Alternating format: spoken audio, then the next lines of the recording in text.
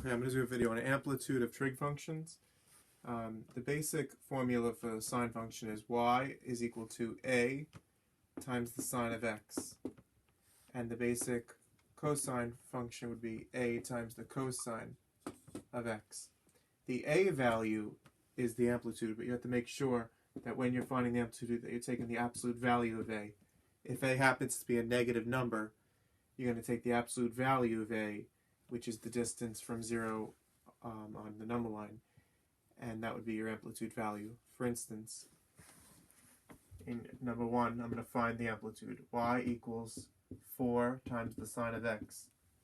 In number 2, I'm going to find the amplitude. Y equals negative 6 times the cosine of x. The a value in example 1 is 4. So the amplitude is 4. And there's no really need to take the absolute value, being that it's already a positive number. In number 2, the a value is a negative 6. So that's a case where you would want to take the amplitude, you want to take the absolute value of negative 6.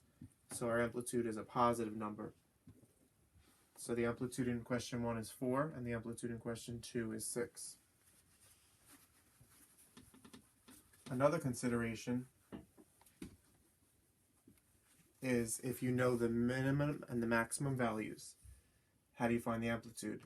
So if I know that the minimum value, the lowest value that the graph goes is negative 8, and the maximum is a positive 4, I'm going to find the amplitude using the following formula.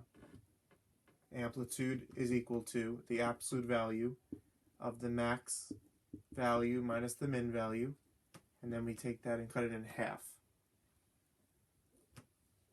In this case, the max is 4, so we're going to do 4 minus the min. The min is negative 8 minus negative 8, and we divide by 2.